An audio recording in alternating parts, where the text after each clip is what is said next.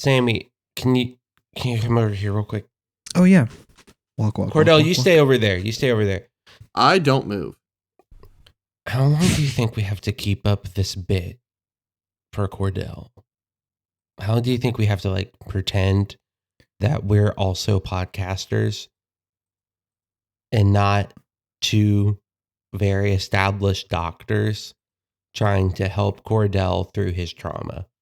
I mean, it's already been 2 years, about roughly, So like I don't know. It might be easier just to keep it up. At this point, I'm kind of having fun pretending my name is Caleb Burley and not Dr. Saponderfer, but there's no vowels. And that's actually the full name. Yeah, and my name's crazy too. Hey, friends, this much downtime is bad for a cold open. Can you get back over here? We got a podcast to do. Yeah, that's right, Cordell. And this is Junk House. It's a psychobilly freakout!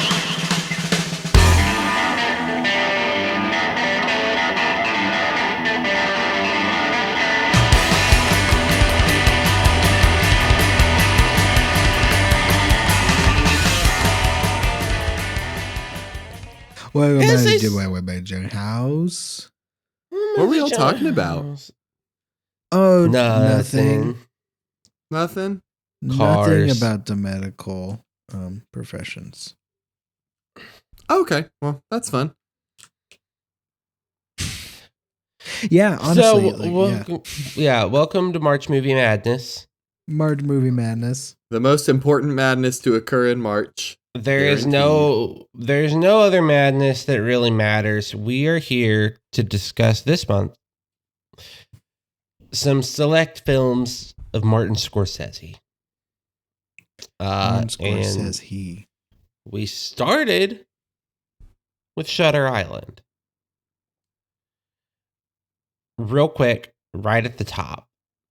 How did y'all feel about this movie? So I'm going to be completely honest. I completely forgot to watch this film. I was coming off 7 days of working straight, and I completely forgot to watch this movie. Okay, we had a whole conversation a couple days ago that was like, okay, remember, Shutter Island, it's go time. And I said, I'll go home and watch that. So Cordell, were you able to watch it? I have no excuse. Yeah, I watched it. Okay, I watched it too. Sam Bambatha, have you seen Shutter Island before? Yes, it's been a long time.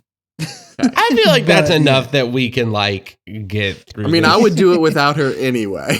Yeah. Okay, so how do we feel about this movie? Cordell's deep in thought. I can say how I feel about it. You go first, and I'll hit you back. I feel very mixed feelings about this movie because I think it's a very cool idea. I think it had some really fun, cool moments where I was like, ooh, that's really fun. I don't feel like it deserves the ending. And I feel like it needed a lot more work. And even though Martin Scorsese is a great director, I don't think he's a great director for this genre. Yeah, I do agree with basically everything you just said. The way I would put it is it's all sizzle, no steak. That's incredible. Yeah. Yeah. Like this movie is atmospheric. It builds tension and foreboding. It has a really cool twist concept and a really cool plot concept. And I just don't feel like the whole is greater than the parts. Yeah. Yeah. I love the twist. I love the idea. I love what they're going for. But most of the movie is just them walking around between different parts of the hospital and different parts of the island and having conversations that feel like they're learning something, but they're really learning nothing. There's not enough of a mystery in it. Also, you get all of those scenes of him like remembering the tragic events that happened to him, and that's good. Yeah. But I really feel like the movie just put so much weight on building tension and having those scenes that like the entire movie, you're like, something's up with this dude. Like this dude's not well in the first place. And so whatever he's uncovering here, like, you know, if it is a government project and they're going to lock him up, they've got a pretty good reason to. He's not well, you know? I feel like the movie could have been something excellent, but was so caught up in the style of itself that it doesn't actually bring you a good plot. This was a 2010 movie. When did Inception come out? Also 2010. Oh. Okay. Because my initial thought, one of my thoughts was, this feels like Martin Scorsese saw like Memento and Prestige and these other movies that the big thing is like, there's a huge twist, and just tried to do that when none of his movies do that. Like, that's not a thing that you know Martin Scorsese for. Like, he's like the gangster movie guy. Like, like that is what he is really good at. And like stuff of that type where it's like, we're going to explore something that's very real while introducing the fantastical to make it like hit more. Yeah, because and parts of it, like the best parts of the movie are honestly when just the dudes are talking, when like Ruffalo and DiCaprio are like just chatting and being like rough and tumble investigators. Like those are the best parts of the movie, and the rest of it's just mid. It's a good movie. It's not a bad movie, but I don't think it's like a great movie. It's definitely not one of Martin's best. No. And it's honestly the only one I've seen from him. So I don't have the best taste in my mouth about Scorsese as a director. Oh, interesting. Well, I've seen this in Hugo. So I really feel like I do not have a good appreciation for what this man can actually do. Yeah. Well, I do like Hugo. Hugo. You need to see more of his. Actually, I feel like the latter half of March Movie Madness is going to help Cordell understand why Scorsese is held as one of the greats. Yes, but and like that's not like even okay. Given all that, this is not a bad movie. Like Shutter Island is not bad. Yeah, when you get Martin Scorsese, it's gonna be a pretty good movie, even if it falls apart at some points. I saw one Letterboxd review, and I think it was 4 or 4.5 stars for Shutter Island, that said something to the effect of, God, can you imagine being anyone else on this island and freaking hating Leonardo DiCaprio for making you do all this bullshit? Right. Like you're an orderly who has watched this man be locked up. Like this dude assaulted another prisoner very recently. And they're like, yeah, give him run of the place. Let him boss you around. Let him get this done. This is for him. We really got to do this for him. Oh my gosh. Yeah, I found a couple of reviews on the Wikipedia page that I feel like describe it a little more concisely than I could. It's not bad, but as Scorsese, America's greatest living filmmaker and film history buff should know, even Hitchcock came up short on occasion. See for yourself. like I do, it's not bad. It's aesthetically and at times intellectually exciting puzzle, but it's never emotionally involving. Yeah. Like I it's based on a book too, which is interesting. Does he often do adaptations? I did not know it was based on a book. I didn't know either. I don't know if he. Honestly, I don't know if he really does adaptations much. Because, like, I know Killers of the Flower Moon is an adaptation. Hugo's obviously an adaptation. I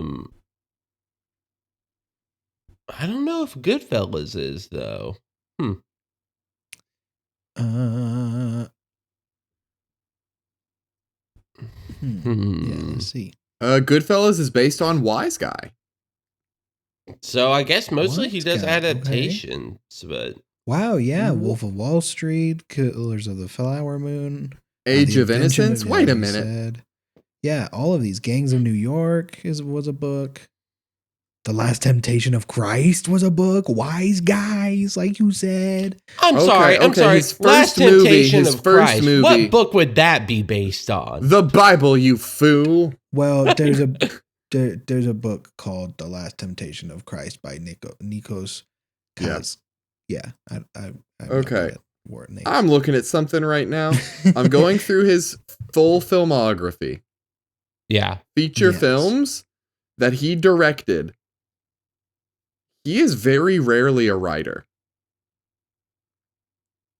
And of the films that he has written or directed, of them so far,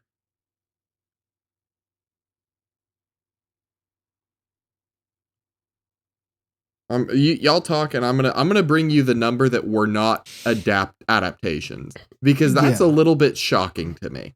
I did not know that about him. I did know he was big director and not writer, but I guess I just never thought about it being like all of them.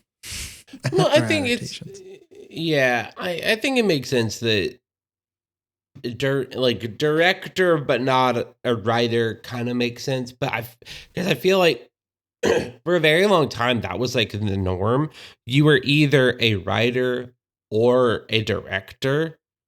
And I feel like it's only recently, like maybe since the 1990s, that more people are becoming like writer directors, and those are becoming the more popular type of movies. Yeah,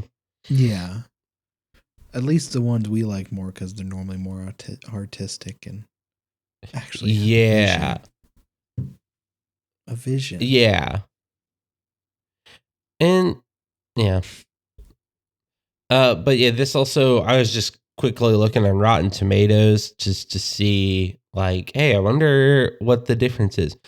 The critic reviews give it a 69%.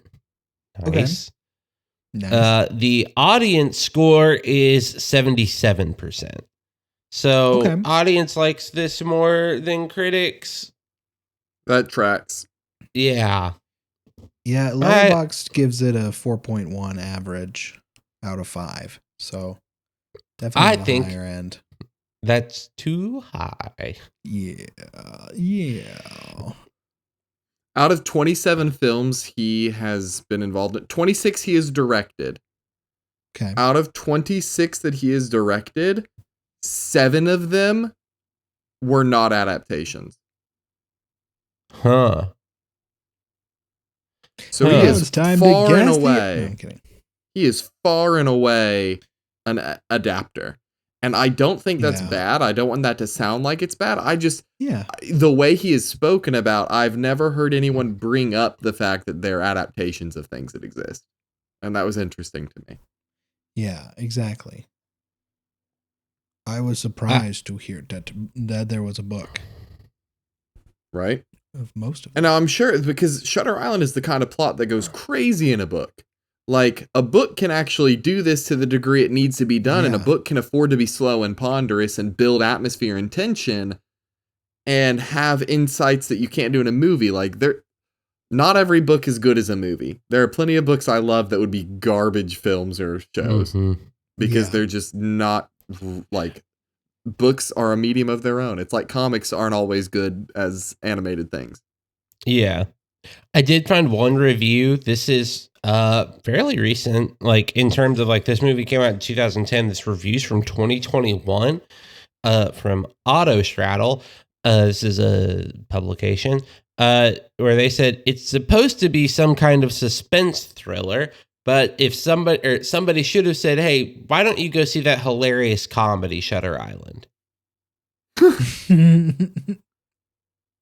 And like I feel like this movie does stand up to the test of if comedy has a slight, or if horror has a slight tonal shift, it becomes comedy. Like if Yeah. you made Shutter Island like 20% brighter and changed out one or two of the actors, I think it's a pretty good comedy. know what? So I've recently gotten Letterboxd.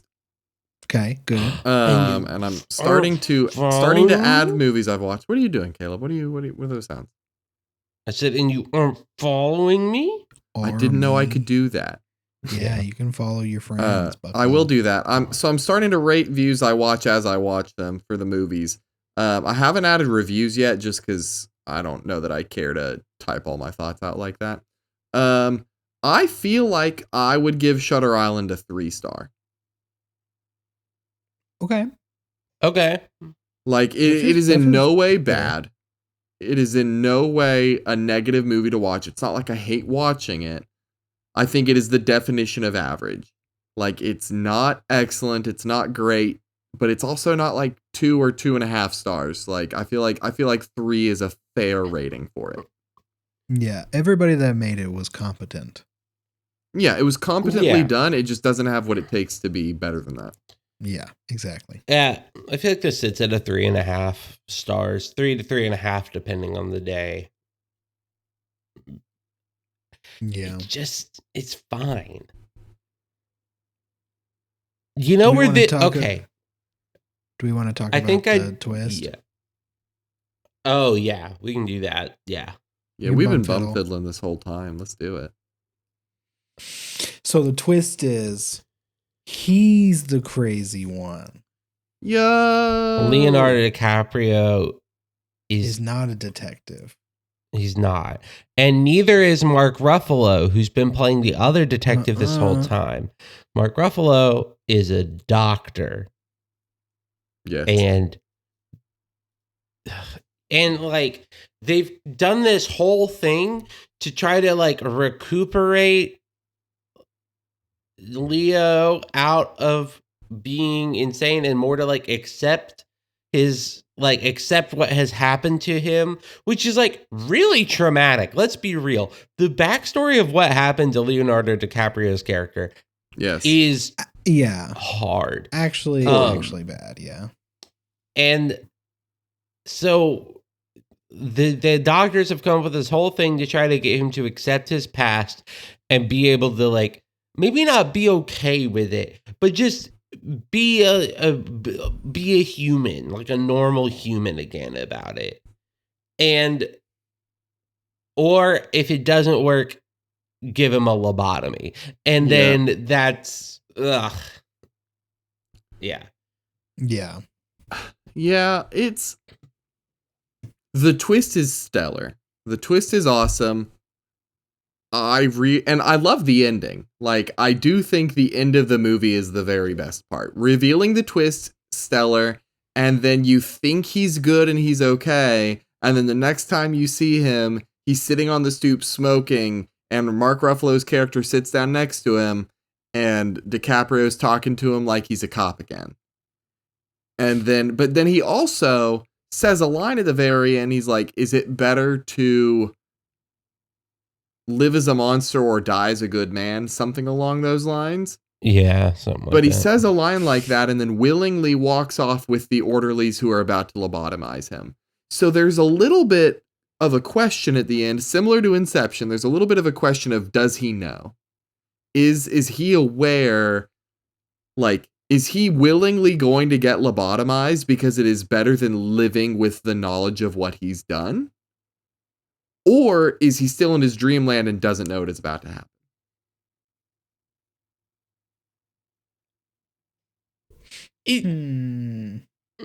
What do you think?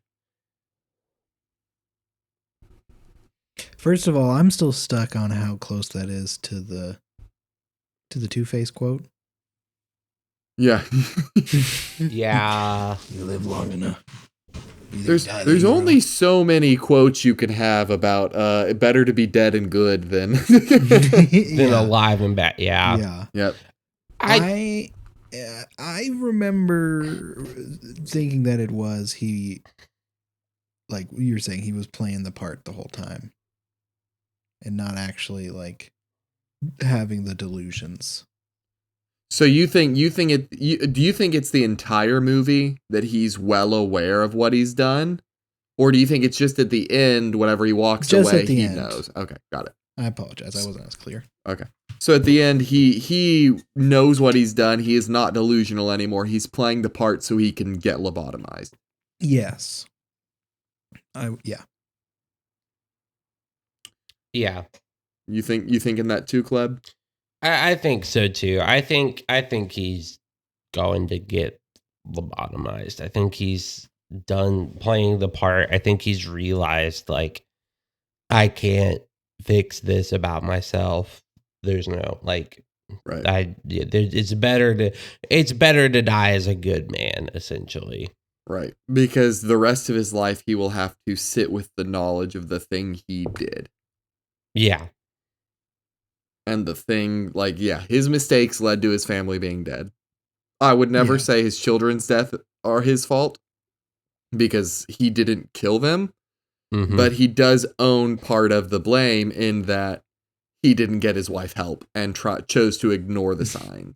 Yeah. So it's like, I do think that he is self-aware because he's way more settled down and calm in that scene.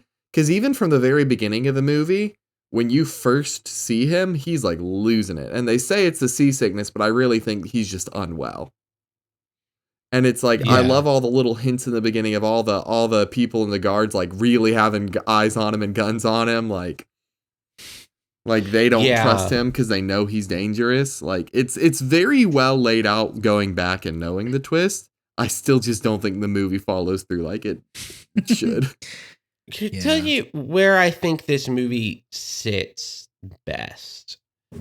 Yeah. And it's so like back when we did Just Super, I would say like interpreting our scores of like, hey, this movie would be good for this. I feel like Shutter Island is a great movie to happen to be on a TV at a party where you don't really care about the people that are there, so you can watch something else to distract yourself. Like, it's a great movie for that. Or in like 10, 15 years, it will be a great movie to be at your grandparents' house as a 12-year-old and it comes on the TV. Like, your grandparents are just watching whatever and a rerun of Shutter Island comes on and you're 12 years old. And when you're 12, this movie is stellar. This movie's crazy good when you're 12 years old. And I think seeing it at your grandparents. Yeah. Seeing it at your grandparents' house as a 12-year-old, that's the ideal for this film. True. What was that movie for y'all? What was that movie you saw at your grandparents' house? Or like you like saw it at a place like that where it's like, I probably shouldn't have watched that this young, but I did. And I think it's the best thing ever.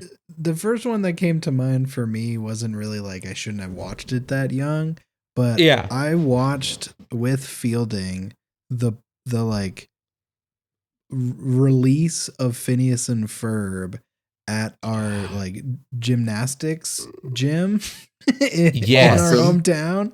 Awesome. Like it just feels like the most random thing. Like everybody else was like running around. It was like a school meeting. I don't know exactly what it was, but and that's a good episode. That's the roller coaster episode. It is. This is stuff that I know because the Phineas and Ferb premiere. The Phineas and Ferb premiere was after the premiere of the I believe High School Musical 2 on Disney Channel. Oh, it was because it was wow. It was a great build up where they were like, stick around after because we're gonna debut our new cartoon, Phineas and Ferb. Yep, and Ashley Tisdale is in both. Yeah, that was the tie-in. Yes, that was it. God. Yeah. I remember because I was watching High School Musical 2 for the first time, still in middle school, pretending I didn't adore High School Musical because I didn't want to get bullied. But yeah, we watched that too. Yeah, so that wow. Yeah, I remember Wow, because Gym like Stars, thanks. good old Gym Stars. Oh man, I don't think I ever went in that building, but I was always curious. And I was like, that's got to be a pretty fun place to go hang out. That's where you're wrong. Man, yeah. That movie. Is it bad that I'd almost rather talk about High School Musical 2 than keep talking about Shutter Island? No, I think it's objectively more enjoyable to talk about. And I think Yeah, we 'cause, were like, done. I think we can move on. Like, I do there want to was say, one- that was a- movie for me. Oh crap! Who's doing it? Who's doing it? Who's talking? There was a review for Shutter Island I wanted to read before we fully left it. If that's Yeah. okay. Tell us you about read it, that, and then stud. Cordell, you tell us your movie, and then I'll say my movie. Okay. It's kind of a long one, but it's a 1/2-star review. So, you know. It's a 1/2-star Hell review from yes. Art. Thank you, Art. Thank you, Art. I have a 1/2 star so that my contempt would have something to cling to. This movie has haunted me for years. It is like a cancer, and I wish I could invent a machine that sucks the memories of this slop out of my mind, Ghostbusters vacuum style. I genuinely cannot convey to you through the English language my utter hatred for this film. I found myself getting physically nauseous from the disorienting wild goose chase that this film was. This film wants you to think it's great. It wants you to think, oh wow, how deep, how meaningful. Wow, what a twist. Now you're being brainwashed. It's actually killing your brain cells in real time every time you boot it up on the family TV. Stop watching this movie. If you like this movie, we are enemies. I will never stop praying or working towards your downfall for enjoying this. Good news on the memory erasing thing. It's called a lobotomy, and you can do the transorbital lobotomy at home with the knife. Yeah. Actually, no, But you need an don't. ice pick. Don't do it. Yeah. Don't do it. Don't, please. That was a joke, people. Do not lobotomize yourself ever, but especially not at home. Yeah. And especially not for just hating a movie. Even though this person Right. is, wow, that person really hates that movie. I don't think it's deserving of that much hate. Yeah, I don't think it's deserving of hate. It's just like you could have been better. But what was that that movie movie for for me. you, Cordell? Yeah. I saw a significant of the original It double feature at my man. papa and nana's house. I specifically remember the scene in the second one where because I was young. I specifically remember the scene where the one dude is kissing Beverly and it's like getting kind of steamy, and then it turns out it's Pennywise kissing him, and And then he's gay. and me as a child being like, something feels interesting watching this film. And then it's Pennywise, and I'm like, something feels confusing watching this film. Oh my gosh. So yeah, that was my experience. Mine is a movie that it didn't like accident. I don't remember how it came on, but I was like probably 10 or 11 years old at my grandparents' house, and a good old Western came on the TV. Oh yeah. And it is still one of my favorites. And it is The Man Who Shot Liberty Valance, which is one that if I tell people to watch a Western, that's one of the ones I tell them to watch. And it's an incredible movie. And you want to talk about a movie that, little spoiler, has a twist ending that is actually incredible. Bum Man Who Fiddle. Shot Liberty Valance. Bum Fiddle. Okay. What's the twist? Okay, Yeah. so this movie is a kind of a two-hander starring James Stewart, good old Jimmy Stewart, and John Wayne. So like Yo. two of like the great old actors. Right. And James Stewart plays this guy named Ransom Stoddard. Awesome. And he is kind of a nobody. Then he moves into town, and this man named Liberty Valance, not John Wayne. John Wayne plays a guy named Tom Donovan. But Liberty Valance is running amok in this town and causing all sorts of trouble and just They gotta stop basically him. making this town like a living hell. It's Yeah. horrible. Mhm. So late one night, James Stewart confronts a drunk Liberty Valance and shoots him in the street and kills Yo. him. Yeah. And we know this at the beginning of the movie. This is like probably like an hour in. Okay. And then the latter half of the movie is following how James Stewart rides this high. And it shows how he is successful. He becomes the sheriff of a town, which makes him become like the senator of the state once it's formed. And he's like extremely successful. And then it's like on his deathbed, Tom Donovan, John Wayne, comes to visit him. And he says, you know, you're not the one that shot him. And then it cuts back and it goes back to the scene of James Stewart shooting him. And Tom Donovan is standing in an alleyway with a rifle and actually kills him because he knew James Stewart would miss. Oh my. Wait, Caleb, Mm-hmm. that's Shark Tale. Yeah.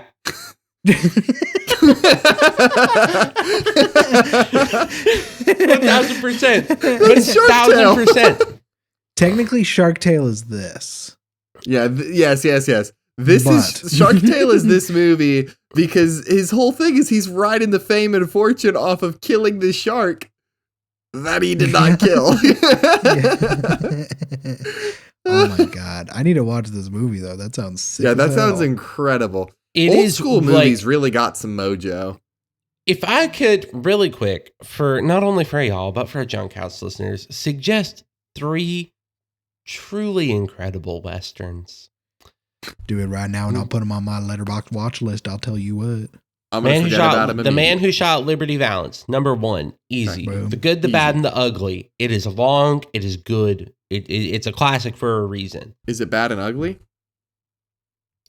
What? Okay, so the fun thing about The Good, the Bad, and the Ugly is that's actually like it's about 3 different people that are all searching for the same like treasure, essentially. The one And My treasure. yeah, so you basically have the good, who is Clint Eastwood, the bad, who is like the villain of the movie, and the ugly, who's like the third person that's like kind of thing. Ugly. And The Good, the Bad, and the Ugly is actually kind of part of a pseudo trilogy. Pseudo Where, yeah. So Clint Eastwood's character is never given a name in the 3 movies. It's Fistful of Dollars, A Few Dollars More, and The Good, the Bad, and the Ugly are part of like a trilogy. Where since he doesn't have a name, people just kind of joke and say it's the same character in all 3. Never confirmed, never denied. So yeah, The Good, the Bad, and the Ugly, that, and then honestly, the remake of True Grit, by the Coen Yo. brothers is really good. From That's another 2010? one that I saw. 2010, yeah, starring Jeff Bridges. I think is that the one with I Matt, love yeah, Jeff Matt Bridges. Damon, You know I Jeff- love Jeff Bridges. Josh Jeff Bridges, Brolin. Haley Steinfeld, Matt Damon, Josh Brolin, Orlando Stormsmart. Awesome. They play Stable Boy. Oh, The original one is also really good, like the 1969 True Grit. You have John Wayne playing, who would be played by Jeff Bridges, Glenn Campbell, who is like, you know, a singer, and like, you know, Rhinestone Cowboy.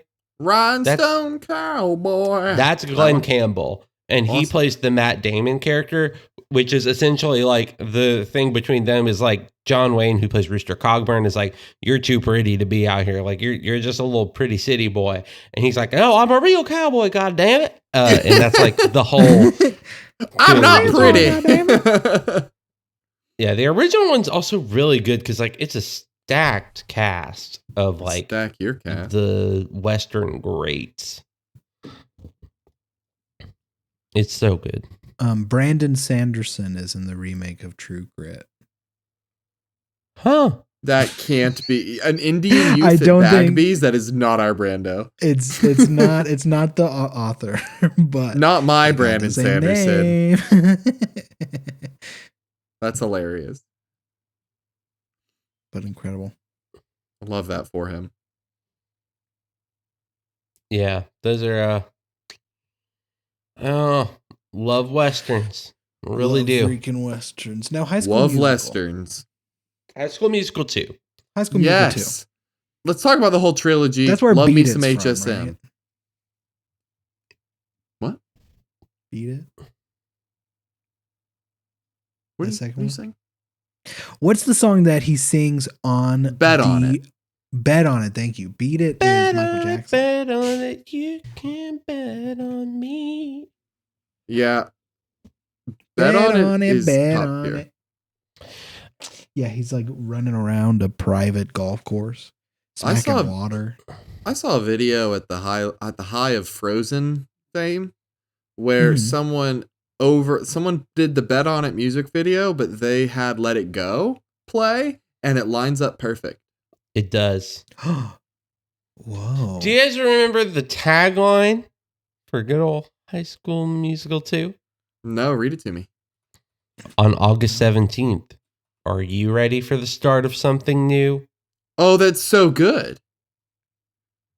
It's They can do no wrong. It's the start. There's also a secondary tagline. They're facing their biggest challenge yet. Summer jobs. Oh, that's too real. That one's real. That was a little weird. But yeah, no, Apparently, yeah. there's a dog in Yes. this movie, the third Yes. movie, and in Sharpay's. Yeah, Sharpay's dog. Yep. Do you remember? That's Do you her remember? dog. Sharpay's Her dog. dog named Boy, I believe. Yeah, and in real life, the dog is named Manly Little Pickles Ortega. They called me that as well for a significant portion of my life.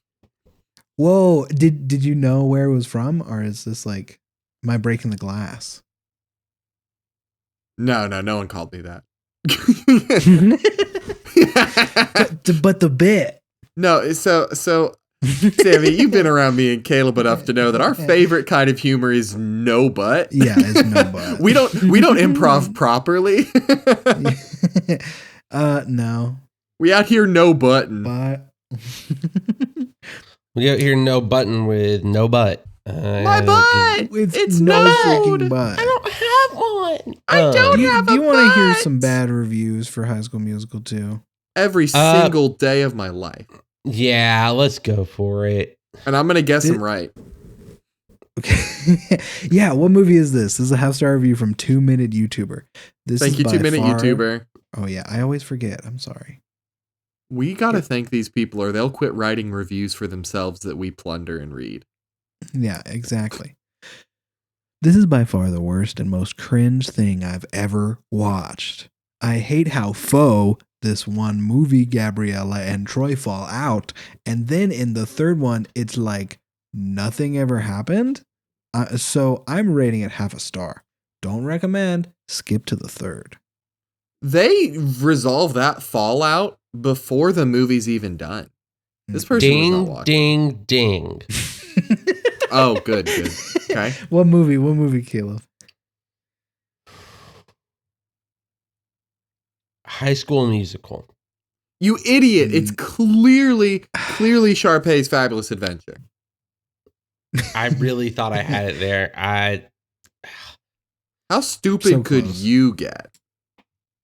Cordell, I think we all know the answer to that question, and it's very Pretty stupid. Yeah, it's pretty stupid. No, okay. This Yeah. Oh, this person's name is Scrumperton. thank you, Scrumperton. Scrumperton. We've been talking over each other a lot this episode. Our mojo's a little off. It's a little off, and so is my internet. So Oh, the internet's the real mojo. That would that's explain the a lot, real actually. mojo. Brother, the fucking lightning. This shit is crazy. I got crazy drunk, but it's so obvious that they're was no care put into the making of it. I love this movie. Ding, ding, ding. High School Musical 2. No, this was actually Sharpay. No, it's High School Musical 2. Oh, okay, I thought you were going to get me. I was really nervous there. And you win a new car.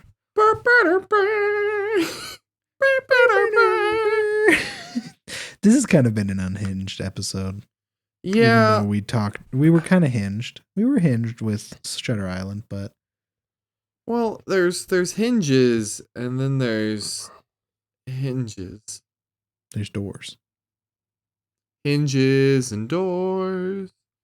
Hinges and doors. Home to you.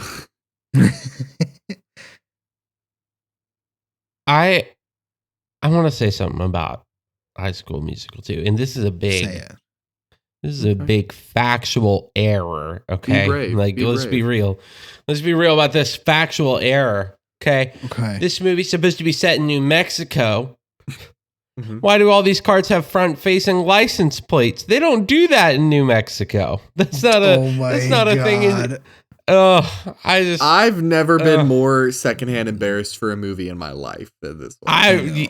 Honestly, fucking delete the whole movie, Disney. Redo it. Get the whole cast back and redo it. This is pitiful, Disney. Get it out of here. This is pitiful. Can you imagine being so fucking stupid as to not do the research that New Mexico does not have front license plate? Mm-hmm. As it there's more than one scene. There's so many scenes where it's just front license plates. Mm-hmm. Okay, yep. Get that shit out of here. It's embarrassing. I would never do that. Me neither. And Zach doesn't have his face change. He looks disgusting here. I'm sorry, that was inappropriate. I also want to say this is. I'm sorry. I can't abide that. I'm sorry to point out this two other things. One of them is a small thing, and then I'll get to the bigger thing. Okay. So one small thing, people like to say oh, this is the movie where Zac Efron is actually singing, and it's not the other guy that's singing for Zac Efron. Seeley. Yeah, Drew Seeley. It's not okay. That whatever. I want to talk about this. There is a great musical sequence, probably one of the top 2 baseball musical sequences of our childhoods. Number 1 or 2, depending on the day, being Supermassive Black Hole from Twilight. That's true. Mm-hmm. That is true. We were rife with them. Yes. Where did they go, first of all? Because bring those back, okay? Yeah. We had 2 bangers, then we stopped. Yeah. But in the baseball sequence, Ryan's team is set as the home team, and Chad's team is set as the away team. This is the scene for I Can't Dance. I Don't Dance. I Don't Dance. Yeah. I Know You Can. Not a Chance. No. If I can do this, well, you can do that. Well, I Don't Dance. Hit it out of the park. Anyway, in this scene, Chad hits the final hit and brings in the runs to win the game for his team. But in actual baseball, Ryan's team, not Chad's team, would actually be the ones that have their last ups before losing. That's a big deal. That's embarrassing. How do they miss that? That's even more embarrassing than the license plates. Honestly, they're not even going to pay attention and respect the rules of America's favorite game, America's pastime, baseball, the game that I definitely know all the rules to. Yeah, Caleb talks about baseball every single day, just never while recording. Exactly.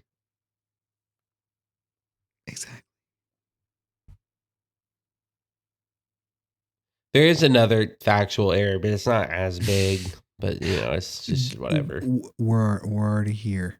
Caleb, I mean, at the beginning of the movie, they're singing, what time is it? Summertime. Yeah. However, I just want to point out that the clock says that it's 3:05, and in New Mexico, schools release at 3:10. for the day. So it is not, in fact, summertime. It is 5 minutes prior to summer vacation. And this is less, it's not, it's just, come on.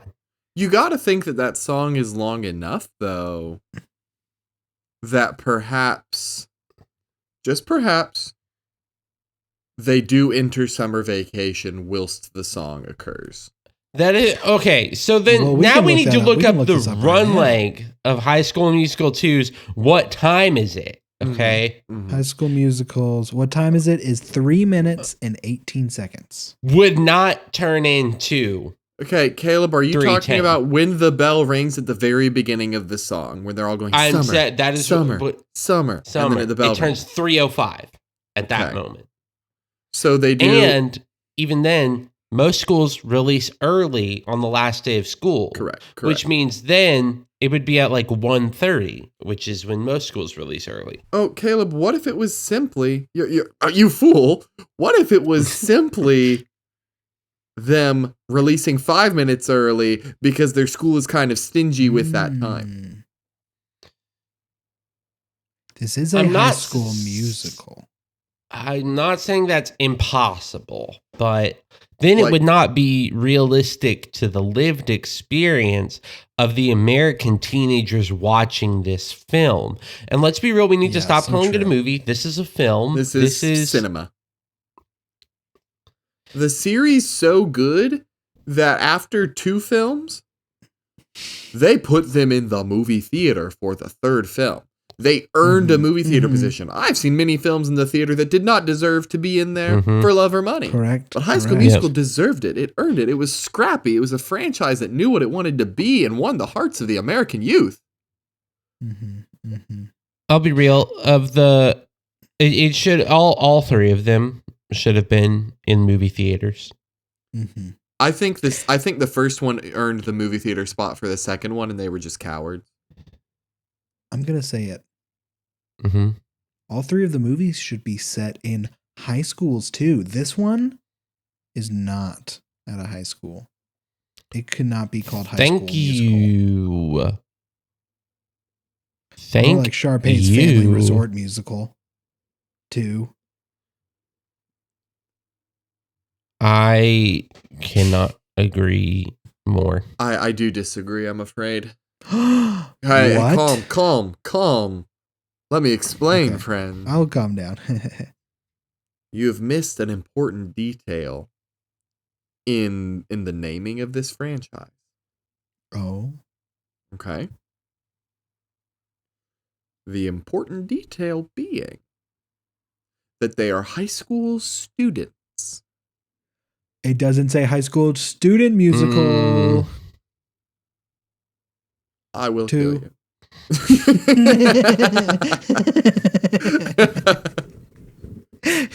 Okay, but think of how worse of a movie it would be if it was actually called High School Student Musical. High School Student Musical makes it sound like the students were putting on a musical, which is the plot of the 3rd, so it would work for that. Can I say something? This is actually a legitimate, I think this is the dumbest thing ever. Years later, Disney on Disney Plus released a series based off of High School Musical. Yep. And what they could have called it is just like High School Musical, Next Generation, or like anything. Or Degrassi. Or Degrassi, Star Trek.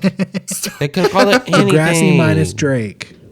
Degrassi, no Drake. Better Degrassi. But instead, what they decided to call it, and this is the dumbest fucking name for a series I've ever heard, is High School Musical, the series. Yep, embarrassing.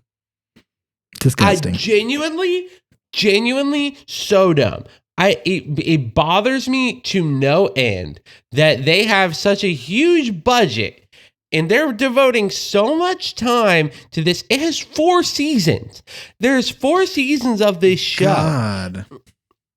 And isn't it like in the show, the musical, the series? In the show, the High School Musical is fake? Yes. In the show, the people are going to the school that High School Musical was filmed at. and then they're doing Okay. musicals. That's, I'm pretty sure, the plot. So Glee, but Disney High School Musical. I think. I don't know if I like that. So, okay, hold on. This is the premise of the show according to Wikipedia. I'll read this Okay. real fast. As a fictionalized version of East High School in Salt Lake City, Utah, Miss Jen begins work as the new drama teacher. The school holds significance as it is where the High School Musical films, a series of Disney Channel original movies, were filmed. Miss Jen was a former background cast member in the film. Whoa. And the teacher decides to stage a performance of High School Musical, the musical, for her first winter theater production to celebrate the school's affiliation with the original film.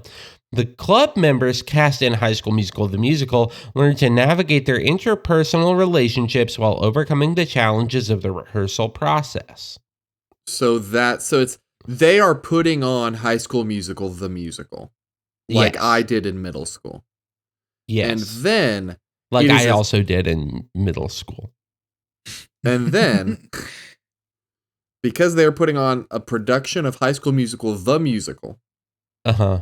it is a series about this production, which makes it High School Musical, the series. The title makes sense to me now. The title makes sense. Mhm. It's still one of the Bad. dumbest things I've ever heard. It's so bad. Yeah, no, Yeah. it's Yeah. comically dumb. It's so bad. And then I'm pretty sure they have Zac Efron come in and play Zac Efron Yeah, at one I point. think so. And like Okay. Vanessa Hudgens come back as a Vanessa Hudgens. I'd do I'm that. not sure. Caleb, where's your well. sense of whimsy? Shutter Island ruined you. No, I just believe in real cinema like High School Musical 2, Cordell. I saw Sharpay's Fabulous Adventure, and it was not Was it good? No, of course not. Oh, that sucks. Oh, Never saw that one. yeah. Me neither. It wasn't worth watching. Ashley Tisdale can't carry alone, and Sharpay was the least likable character in the series, so it just didn't work.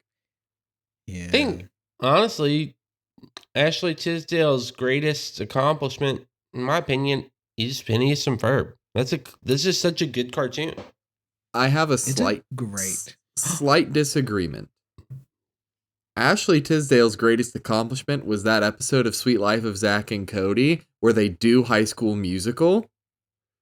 And Oh, she yes, keeps saying, she everyone says does. I look a little bit like Ashley Tisdale, and everyone says I don't see it. And then they say London looks like Ashley Tisdale. That's her greatest accomplishment. Thank you very much for your time. Mhm. I stand corrected. That is a great accomplishment. That is 10 out of 10. That was a good one. Wasn't it? Yeah.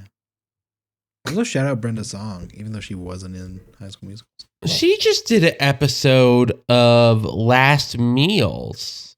Yeah. If you are familiar with that series. Cordell, do you know that one? Nope.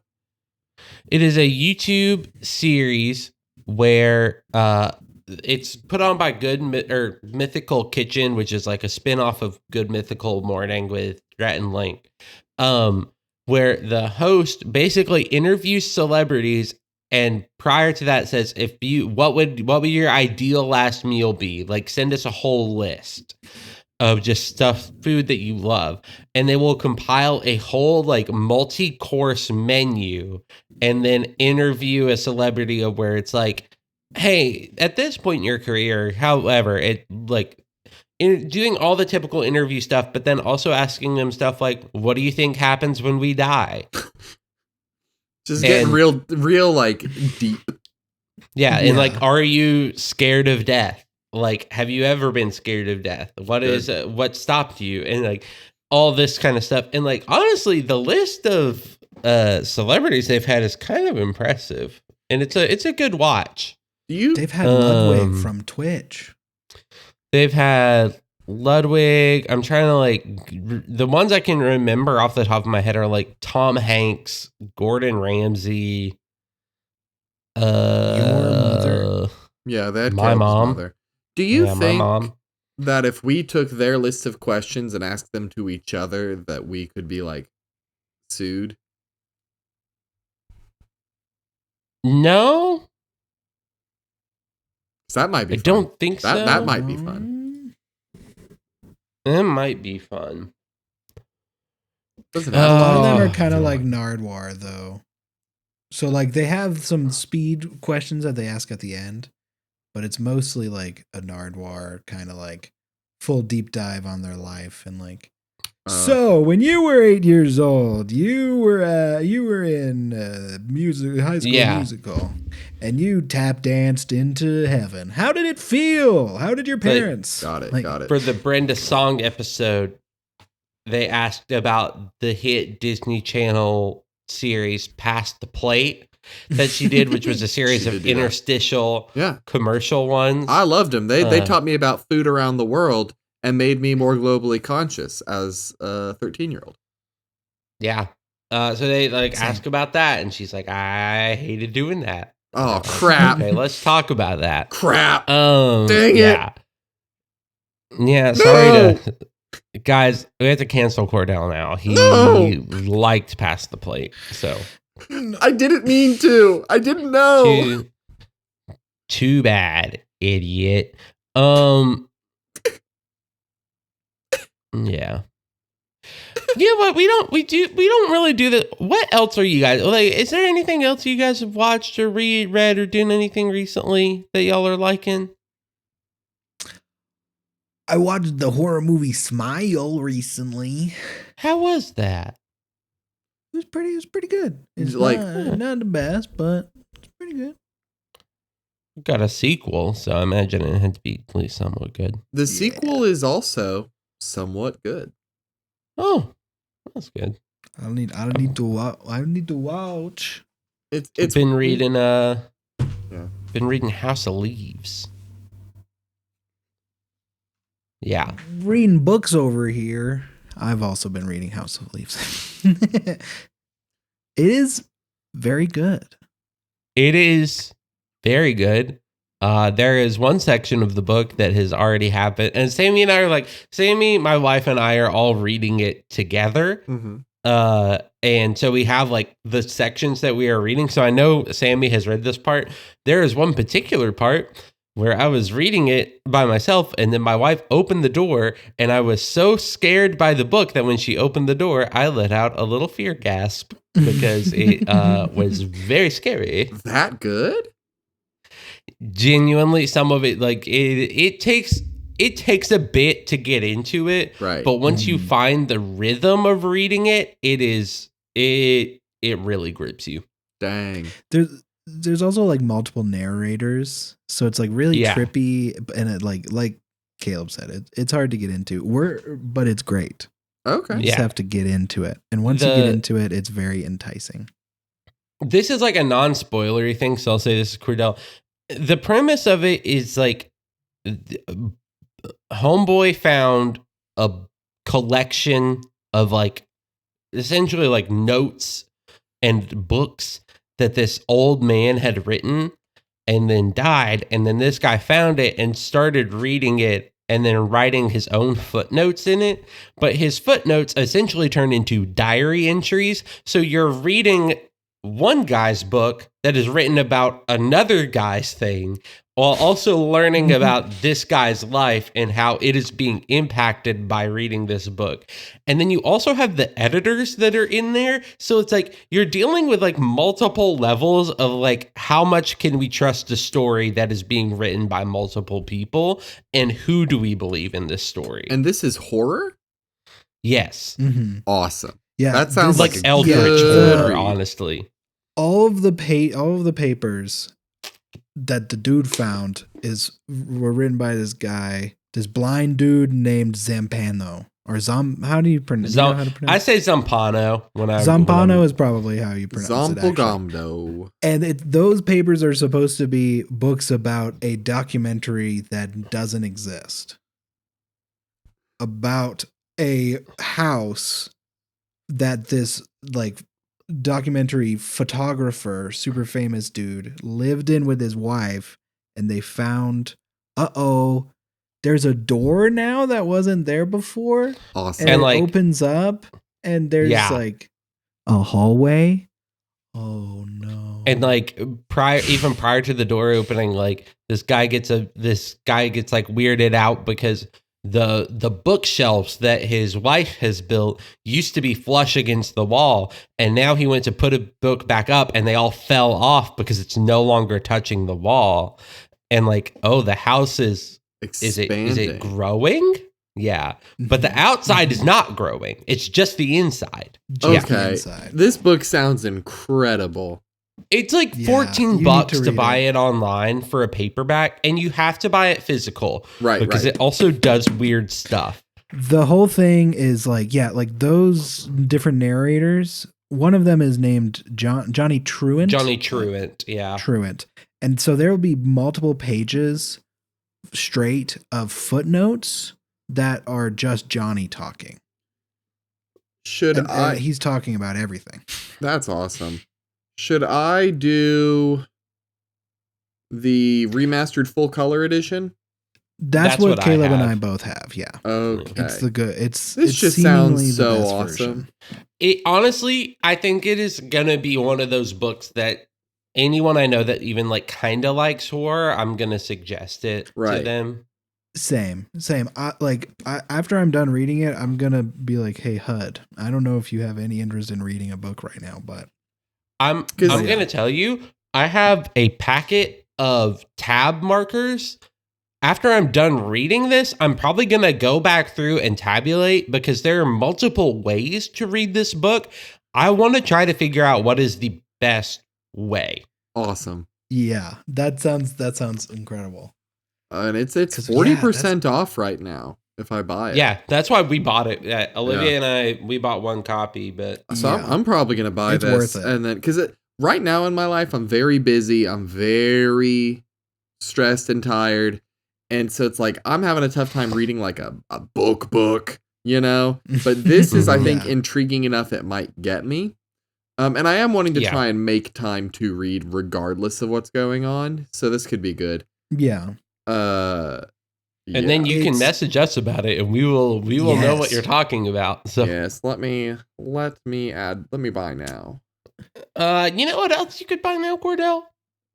What? It's the album "Smoke 'Em If You Got 'Em" by the Reverend Horton Heat, and we get to use their song "Psychobilly Freak Out" as our opening and closing theme song. Thank you, Reverend. We appreciate public domain music and that you have Yep. your music in the public domain. We have stuff on Spotify. We have stuff on TikTok. We have stuff on Apple Podcasts. I keep on saying we're gonna make a Blue Sky. I'll probably try and do that today because Blue Sky is better than Twitter. It's better than Twitter. I'm gonna say it. But yeah, you can rate and review us on all the stuff. Also watch us on YouTube if you want. It's pretty cool over there. Hello. Would you like to email us? You can do that. We're getting more emails from people who are desperate to make us money for how good this podcast is. If you want to be like them, but not desperate to make us money, because why do you care? You can email us at junkhousemailbox@gmail.com. Actually, you know what? If you want to make us money, I'll allow you. I will let you do it if you email us. And you know what? Just like we say every single week. I'm looking more at this House of Leaves book. This is Shark Tale. It's a psychobilly freak out.